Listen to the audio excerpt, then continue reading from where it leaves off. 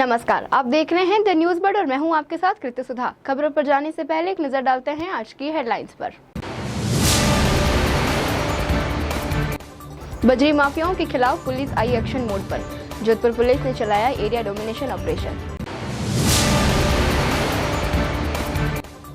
Cabinet मंत्री जोगाराम पटेल ने circuit house में की जन सुनवाई।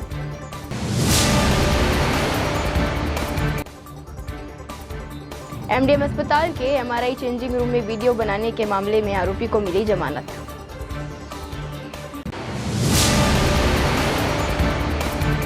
नारकोटिक्स कंट्रोल ब्यूरो जोधपुर इकाई ने अवैध मादक पदार्थों की तस्करी पर अंकुश लगाते हुए तस्कर की 2 करोड़ की संपत्ति को फ्रीज किया।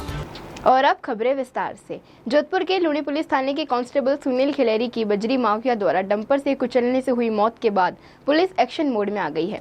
गुरुवार सुबह डीसीपी वेस्ट राजश्री राज वर्मा के नेतृत्व में पुलिस ने लूणी क्षेत्र में बजरी माफिया के खिलाफ एरिया डोमिनेशन अभियान छेड़ा। लूणी क्षेत्र के 25 ग्राम पंचायतों में पुलिस की टीमों ने सर्च ऑपरेशन शुरू कर दिया है। इसके लिए 25 अलग अलग टीमें गठित की गई है। डीसीपी राजश्री राज वर्मा ने बताया कि सुबह 7 बजे से ही पूरी लूणी क्षेत्र में सर्च ऑपरेशन चलाया गया। सर्च ऑपरेशन में 8 डीसीपी, 4 एसीपी, 13 सर्किल इंस्पेक्टर और सब इंस्पेक्टर के अलावा 175 का जाब्ता लगाया। सर्च ऑपरेशन का उद्देश्य बजरी माफिया अन्य अपराधियों पर अंकुश लगाना है। इस मामले में जो भी आरोपी है, पूर्व में उनकी प्रॉपर्टी सीज करने की भी कार्रवाई की गई। बिल्कुल, अवैध खनन और परिवहन की रोकथाम हेतु आज सुबह करीब 7 बजे से हमने पूरे लूणी क्षेत्र में करीब 25 ग्राम पंचायत है और साथ ही साथ कुड़ी और विवेक विहार के भी कुछ ग्राम पंचायत जहाँ पर इस तरीके का काम होता है, वहाँ पर हमने सुबह 7 बजे से एरिया डोमिनेशन शुरू किया है। इसमें करीब 8 एडिशनल डीसीपी लेवल के अधिकारी, 4 एसीपी लेवल के अधिकारी और 13 सीआई और सब इंस्पेक्टर लेवल के अधिकारी 25 टीमों को लीड कर रहे हैं। उद्देश्य यह है कि हर पंचायत, हर उस एरिया में जाकर जहाँ इस तरह की गतिविधि होती है, जितने भी संदिग्ध लोग हैं, पहले के चालानशुदा लोग हैं, वांछित अपराधी जितने हैं, चाहे वो अवैध खनन से संबंधित हो या फिर किसी और अपराध से संबंधित हो, साथ ही साथ जो अवैध रूप से वाहन का इस्तेमाल होता है, चाहे वो डंपर हो, ट्रैक्टर हो, जेसीबी हो, स्कॉर्पियो गाड़ी हो, कैंपर गाड़ी हो, जो अवैध खनन परिवहन में इस्तेमाल होता है, उनकी भी हमने योजनाबद्ध तरीके से चिन्हीकरण किया है और सबके विरुद्ध विधि सम्मत कार्रवाई सुनिश्चित की जा रही है। नहीं, इसमें मैं बताना चाहूँगा कि हमने पिछले 5 महीने से ऑलरेडी काफ़ी सख्ती की हुई थी। हमने करीब 18 जगह नाके लगाए हुए थे। पिछले 5 महीने में हमने करीब 35 के ऊपर प्रकरण दर्ज किए, हज़ारों टन बजरी, अवैध बजरी का स्टॉक को सीज़ करवाया है। जो अपराधी हैं उनके प्रॉपर्टी को भी चिन्हित करके 107 BNSS में उनकी प्रॉपर्टी को फ्रीज़ करने की भी कार्रवाई की है। तो पिछले 5 महीने से हम काफ़ी योजनाबद्ध तरीके से ऑलरेडी इस दिशा में काम कर रहे थे। ये जो घटना घटी काफ़ी दुखद घटना है और अभी आगामी दिनों में, जैसे मैंने बताया था, कल भी बोला था कि आज हमने ये एरिया डोमिनेशन शुरू किया है और इस तरीके की कार्रवाई हम निरंतर करते रहेंगे ताकि जो भी व्यक्ति इस तरीके का काम करते हैं उनके विरुद्ध सख्त से सख्त कार्रवाई सुनिश्चित की जा सके। ये आपको समझना होगा कि ये जो एरिया है 85 किलोमीटर का एरिया है। ये पूरे 85 किलोमीटर का एरिया जो है वो कवर करना जो है वो व्यवहारिक रूप से पॉसिबल नहीं है। फिर भी हमारा पूरा प्रयास रहता है कि जो भी रूट्स का चिन्हीकरण करके, जो भी एंट्री एग्जिट पॉइंट्स हैं और परिवहन के जो रूट्स हैं उनका चिन्हीकरण करके हमने नाका लगाया है। फिर भी अगर किसी की संलिप्तता अगर पाई जाएगी तो बिल्कुल उनके विरुद्ध कार्रवाई तो सर क्या हमने शुरू कर दिया है। आज ही आप देखेंगे शाम तक जब पूरे आंकड़े आएंगे, पूरे कार्रवाई हमने क्या क्या की है।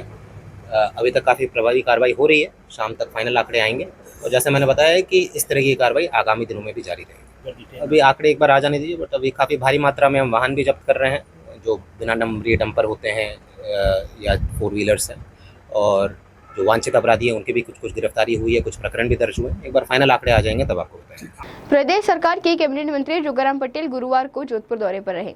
जोगाराम पटेल ने सर्किट हाउस में आमजन से सुनवाई कर संबंधित अधिकारियों को आवश्यक दिशा निर्देश दिए। लूणी थाना क्षेत्र में अवैध बजरी खनन के खिलाफ पुलिस की कार्रवाई के सवाल का जवाब देते हुए मंत्री जोगाराम पटेल ने बताया कि अवैध बजरी खनन रोकने के लिए और बजरी माफियाओं को पकड़ने के लिए पुलिस जो भी कार्रवाई कर रही है, सरकार उनके साथ है। उन्होंने बताया कि पुलिस और सरकार की संयुक्त जिम्मेदारी है कि अवैध बजरी खनन को रोका जाए। कांग्रेस सरकार द्वारा लगाए जा रहे आरोपों के सवाल में जवाब में जोगाराम पटेल ने कहा कि प्रदेश की कानून व्यवस्था को बिगाड़ने का काम पिछली कांग्रेस सरकार ने किया था, लेकिन भजनलाल सरकार उन सभी अपराधों पर लगाम लगाने का काम कर रही है। मुझे निजी जानकारी तो नहीं है, पर पुलिस अपनी कार्रवाई करेगी। और अवैध बजरी पर लगाम लगाना ये पुलिस का और सरकार की ड्यूटी है। वैध बजरी मार्केट में आवे, जिनको उपभोक्ताओं को मिले, ये भी हमारे लिए ज़रूरी है। अनावश्यक बजरी का पैसा उपभोक्ताओं को नहीं लगे, ये भी ज़रूरी है। लेकिन बजरी के नाम पर अवैध धंधा करना ये किसी भी रूप में ठीक नहीं है। और अगर पुलिस ने कार्रवाई की है तो ठीक, वो हमारा भी मानना है कि अवैध बजरी माफियाओं के खिलाफ पुलिस को कार्रवाई करनी चाहिए और सख्त कार्रवाई करनी चाहिए। देखिए, मैं आदरणीय टीकाराम जी जूली और आदरणीय पूर्व मुख्यमंत्री अशोक गहलोत जी के ट्वीट को ध्यान में रखते हुए आपसे निवेदन कर रहा हूँ कि जिन्होंने इन माफियाओं को पनपाया, 5 साल तक इनको खुली छूट दी, चाहे नकल माफिया, चाहे बजरी माफिया, चाहे भू माफिया, चाहे जल माफिया, चाहे नकल गिरोह के माफिया और अनेक तरह के माफियाओं को पनपाया। और उन्होंने हर विधानसभा में वहाँ के जनप्रतिनिधियों को भी खुली छूट दे दी। और उसी का परिणाम है कि इन माफियाओं को लगाम लगाने के लिए हमको काफ़ी जोर पड़ रहा है। चाहे बजरी माफिया हो, चाहे जल माफिया हो, चाहे भू माफिया हो, चाहे नकल माफिया हो, कोई माफिया हो, इन सब माफियाओं पर लगाम लगाएंगे। निष्पक्ष और पारदर्शिता से कार्य होगा। हमारे कार्यकाल में जितने भी परीक्षाएं हुई है वो पूर्ण रूप से निष्पक्ष और पारदर्शिता से हुई है। और उनके कार्यकाल में जितनी भी परीक्षाएं हुई है, धीरे धीरे वो सब खुल रही है। कहीं तो मार्कशीट फर्जी है, कहीं डमी कैंडिडेट बैठ गए, कहीं पेपर लीक हो गए, कहीं और कुछ हो गए। इन सब की जांच होगी, जो भी दोषी है वो सजा पाएगा। मथुरा दास माथुर अस्पताल में एमआरआई के लिए आई एक महिला की चेंजिंग रूम में मोबाइल से रिकॉर्डिंग करने के प्रयास में पकड़े गए गार्ड के बारे में पुलिस ने जांच शुरू कर दी है। हालांकि गार्ड रहीमुद्दीन अब्बासी को इस मामले में जमानत मिल गई है, लेकिन पुलिस उसके मोबाइल की डिटेल खंगालने के साथ ही यह भी जांच कर रही है कि आरोपी ने पूर्व में भी कहीं इस तरह की वारदात को अंजाम तो नहीं दिया। आपको बता दें कि न्यूरो वार्ड में एडमिट एक महिला एमआरआई करवाने आई, तब उसे एमआरआई के लिए कपड़े चेंज करने के लिए भेजा गया। तब वहां 5 माह पूर्व लगे सिक्योरिटी गार्ड रहीमुद्दीन ने छुपाकर अपना मोबाइल लगा दिया वीडियो बनाने के उद्देश्य से, जिसके बाद महिला के परिजन की शिकायत के आधार पर मुकदमा दर्ज कर आरोपी को गिरफ्तार किया गया। नारकोटिक्स कंट्रोल ब्यूरो जोधपुर इकाई ने अवैध मादक पदार्थों की तस्करी पर अंकुश लगाते हुए एक तस्कर की 2 करोड़ की संपत्ति को फ्रीज किया है। नशा तस्करी पर एनसीबी की तरफ से आर्थिक प्रहार किया गया है। उसकी अब तक 2.29 करोड़ की संपत्ति को फ्रीज किया जा चुका है। उसके 6 वाहनों को जब्त किया गया है। जोनल डायरेक्टर घनश्याम सोनी ने बताया कि एनसीबी जोधपुर क्षेत्र इकाई द्वारा मादक पदार्थों के अवैध कारोबार में लिप्त एक कुख्यात गांजा तस्कर की 2 करोड़ मूल्य की संपत्ति जब्त कर एक उपलब्धि हासिल की गई है। यह कार्रवाई विश्वसनीय खुफिया जानकारी के आधार पर शुरू की गई थी। त्वरित एवं सुनियोजित कार्रवाई करते हुए एनसीबी की टीम ने एक बोलेरो पिकअप को मोगड़ा से गुड्डा विश्नोई की ओर जाते हुए रोका। गहन तलाशी के बाद वाहन के पिछले हिस्से में तिरपाल के नीचे छिपाए गए 71 पैकेट गांजा बरामद किए गए। बाद में अभियुक्त के निवास स्थान पर की गई छापेमारी में 99 पैकेट गांजा और बरामद किए गए। कुल 866 किलोग्राम अवैध गांजा बरामद किया गया। नमस्कार मीडिया मित्रों, जैसा कि आपको विदित है कि ऑपरेशन शंकर के तहत एनसीबी जोधपुर जोन ने 865 केजी गांजा बरामद किया था और उसमें जिन अभियुक्तों को गिरफ्तार किया गया उनके ऊपर आर्थिक प्रहार करने के लिए एनडीपीएस एक्ट के तहत 68 एक्ट के तहत हमने फाइनेंस इन्वेस्टिगेशन की। उसी के तहत जो मुख्य अभियुक्त थे उनकी अभी 2 करोड़ और 1,50,000 की संपत्ति सैपमा कोर्ट दिल्ली ने फ्रीज की है। और इस ऑपरेशन के तहत हमने पिछली जो कार्रवाई की थी उन सबको मिला करके लगभग 2 करोड़ और 29 लाख की प्रॉपर्टी को जो है फॉरफिटेड किया है। अभी का जो कल का ऑर्डर आया है इसमें एक जेसीबी, एक हैवी कंस्ट्रक्शन व्हीकल और 3 टाटा सिग्ना के ट्रक और 1 बाइक, इन सबको मिला करके जो है वो लगभग 2 करोड़ 1,50,000 की प्रॉपर्टी फॉरफिटेड हुई है। जोधपुर के बदवासी 80 फीट रोड पर करंट लगने से एक गाय की मौत के बाद गौपालकों ने रास्ता रोक मुआवजे की मांग की। दरअसल बदवासी 80 फीट रोड पर बालाजी मैरिज गार्डन के पास पोल में करंट आने से एक गाय की मौत हो गई। यह गाय पास में ही रहने वाले गौपालक की थी। गाय की मौत की खबर से भी क्षेत्रवासी इकट्ठा हो गए और मुआवजे की मांग के चलते प्रदर्शन करते हुए रास्ता जाम कर दिया। पुलिस ने कड़ी मशक्कत कर समझाइश करते हुए रास्ता फिर से खुलवाया। पानी की किल्लत से परेशान नागौरी गेट क्षेत्रवासियों ने शिप हाउस रोड पर रास्ता रोक प्रदर्शन किया। नागौरी गेट जाटिया कॉलोनी ने शिप हाउस के बीच लंबे समय से पानी की किल्लत से क्षेत्रवासी परेशान है। क्षेत्रवासियों ने पीएचडी कार्यालय में शिकायत भी दर्ज करवाई, लेकिन जब कहीं भी सुनवाई नहीं हुई, बुधवार देर रात लोगों ने प्रदर्शन करते हुए रास्ता जाम कर दिया। पुलिस ने पीएचडी अधिकारियों से बात कर क्षेत्रवासियों से समझाइश कर रास्ता खुलवाया। मैंने आज जेएन से भी 1:45 पे मैंने बात करी है, लेकिन वो फोन उठा के मुझे जवाब नहीं देती है कि हम पानी खोलेंगे नहीं है। इसका नाम है ज्योति मिर्जा, जो नहीं आई है अभी बंगाल से। पानी के लिए कुछ भी नहीं करती है ये सप्लाई। मैम जी, ज्योति मैडम बिल्कुल भी कोई कार्रवाई नहीं कर रही है। वो बाहर से आई हुई मैडम है और इनको यहाँ पे राजस्थान को लेकर कोई मतलब नहीं रखता है। आप यकीन मानिए, उनको कोई लेना देना नहीं है। मेरे पास पूरा का पूरा उनसे व्हाट्सएप पे अपडेट है, पूरा का पूरा व्हाट्सएप के साथ अपडेट है। रोज उनको अपडेट देता हूँ मैं, लेकिन वो किसी काम को लेके किसी भी चीज में सीरियस नहीं है। कितने दिन से पानी नहीं आ रहा है? और हमारे 15 दिन से 1.5 महीने से पानी की समस्या ही चल रही है सर। हम लोग गाँव में पानी के लिए रोज रात को 1-1.5 बजे तक उससे बैठे रहते हैं। उनकी लैंग्वेज ये होती है, इनको 10 मिनट पानी दे दो, इनको 40 मिनट पानी दो, ज्यादा बिगाड़ना मत। उनकी लैंग्वेज मैंने स्पीकर पे सुनी है। हमारे लिए उनका व्यवहार ये वाला है कि उनको सिर्फ 40 मिनट पानी दे दो, इसको 10 मिनट पानी दे दो, इनको ज्यादा बिगाड़ना मत। कल के दिन और तुम्हारे साथ ये हो जाएंगे। मैं यहाँ पे पिछले 1-1.5 महीने से यहाँ पे भुगत रहे हैं हम लोग पानी के लिए। रोज रात को स्टाफ के साथ बैठते हैं, इनको ठंडा पिलाना पड़ता है, इनको पोटा के रखना पड़ता है, जब कहीं जाके हमारे 1 घंटे का या आधे घंटे का पानी पहुँच। यहाँ वक्त हो चला है एक ब्रेक का। ब्रेक के बाद भी खबरों का सिलसिला जारी रहेगा। बने रहिए द न्यूज बर्ड के साथ।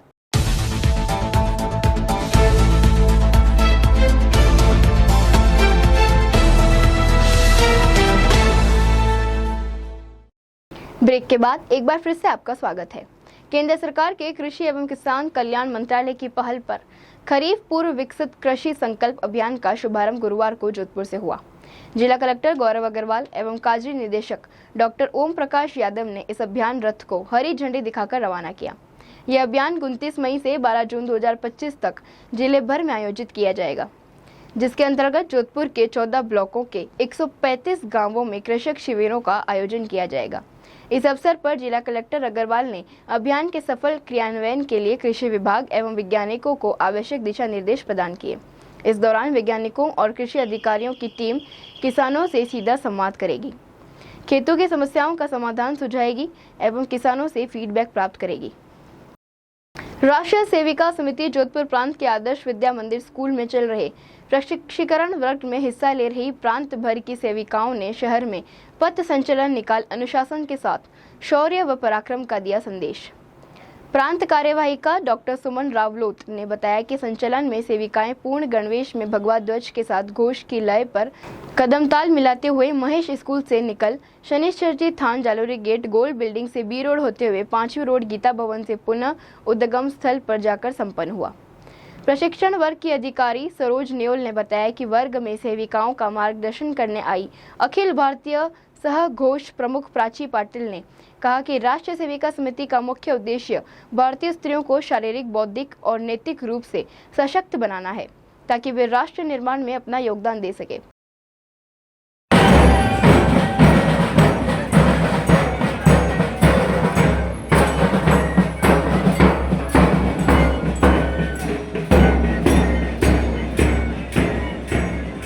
सिरोही के वाटेरा गांव में भामाशाह परिवार द्वारा भगवान संभवनाथ के 98वीं सालगिरह के उपलक्ष्य पर भव्य कार्यक्रमों का आयोजन किया जा रहा है। कार्यक्रम में हाथी पर भव्य वर घोड़ा भी गांव से निकाला गया। जैन मंदिर प्रांगण से लगाकर गांव के कई मुख्य प्रवेश द्वार पर रंगोलियां बनाकर आंगन सजाया गया। गांव के सरपंच प्रतिनिधि व समाज सेवी राकेश रावल, महेश घाची, मदन मेघवाल सहित कई लोग सेवा में जुटे हुए हैं।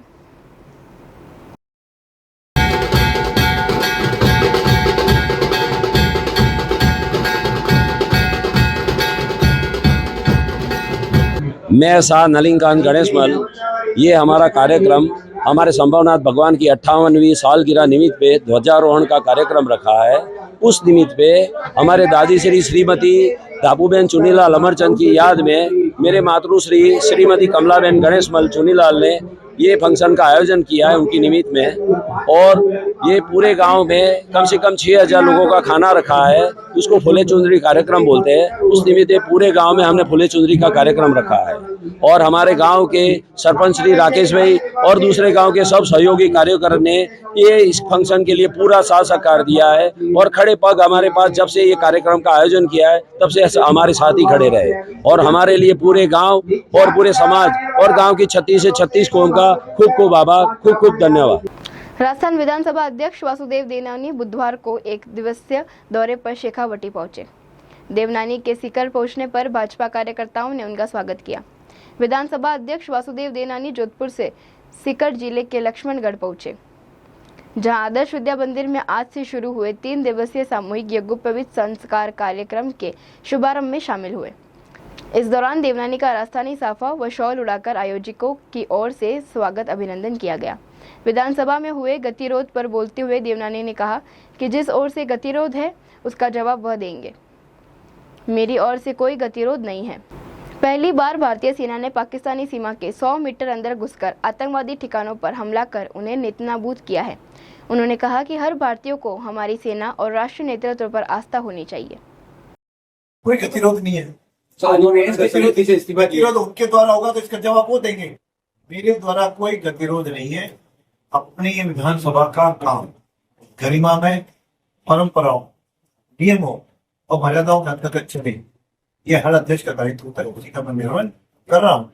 यदि उसका कोई उल्लंघन करेंगे तो निश्चित है उसके अंदर जो बातें कही गई हैं उसका मैं निर्वहन कर। कोटा के अंदर जिस प्रकार की सोसाइटी घटना बन रही है, जिसमें हमारे न्यायालय भी चिंतित है, उसके लिए मुझे लगता है कि उस तरह का बच्चों को वातावरण देना, उसे परिवारों का भी सहयोग चाहिए। हम इस प्रकार की जो जवान लोग तुरंत कुंठित होकर के करते हैं, उसके लिए उनको अपनापन चाहिए, घर का वातावरण चाहिए और उनकी बात को कहीं कह सकें। इस प्रकार का एनवायरमेंट भी आवश्यक है। और हर बच्चे में गुण अलग अलग होते हैं। हर बच्चे को इंजीनियर, डॉक्टर बनना है, इसका माँ बाप को कभी भी दबाव नहीं डालना चाहिए। कोई अच्छा पेंटर भी बन सकता है, कोई अच्छा शिक्षा भी पढ़ सकता है, कि अपने गुण है। तो मैं समझता हूँ बच्चे की इच्छा के अनुकूल, उसकी क्षमताओं के अनुकूल उसको पाठ्यक्रम कराएं और जहाँ वो पाठ्यक्रम पढ़ने गया वहां पे उसको वातावरण शुद्ध मिलेगा। ये गुरु शिष्य की परंपरा का है कि गुरु शिष्य के साथ उसके मन में क्या चल रहा है उसके साथ अपन तो भाव से सब संवाद करें तो इन कमियों को।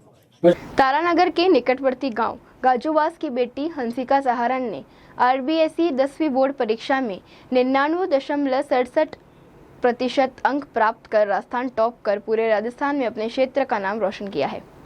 छात्रा के टॉप रहने पर विद्यालय स्टाफ द्वारा विद्यालय में सम्मान समारोह कार्यक्रम रखा गया, जिसमें भाजपा के वरिष्ठ नेता रतन सिंह राठौड़, CBO बबलेश शर्मा सहित शिक्षा विभाग व ग्रामीणों ने छात्रा को साफा पहनाकर सम्मान किया।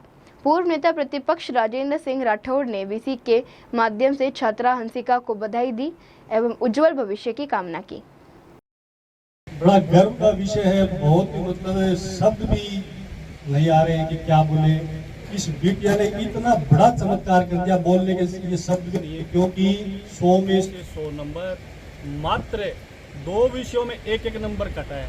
सोचे देखो, 100 में से 100, मात्र 2 विषयों में 1-1 नंबर कटा है। कितनी बड़ी उपलब्धि है, क्या बोले उसके लिए, शब्द भी नहीं है। इतनी शानदार उपलब्धि के लिए इस बिटिया को तो मैं बधाई देता हूँ। साथ ही इनके माता पिता, इनके परिजन और विद्यालय परिवार के समस्त साथियों को इसके लिए मैं विभाग की ओर से बहुत बहुत हृदय से अभिनंदन, साधुवाद और स्वागत करता हूँ। आइए अंत में एक बार फिर से नजर डालते हैं इस वक्त की खास हेडलाइंस पर। बजरी माफियाओं के खिलाफ पुलिस आई एक्शन मोड पर। जोधपुर पुलिस ने चलाया एरिया डोमिनेशन ऑपरेशन। कैबिनेट मंत्री जोगाराम पटेल ने सर्किट हाउस में की जन सुनवाई।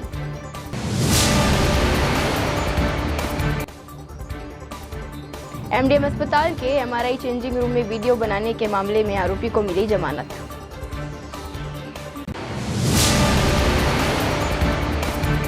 नारकोटिक्स कंट्रोल ब्यूरो जोधपुर इकाई ने अवैध मादक पदार्थों की तस्करी पर अंकुश लगाते हुए तस्कर की 2 करोड़ की संपत्ति को फ्रीज किया। अभी के लिए फिलहाल इतना ही। राज्य की और बड़ी खबरें जानने के लिए देखते रहिए द न्यूज़ बर्ड। नमस्कार।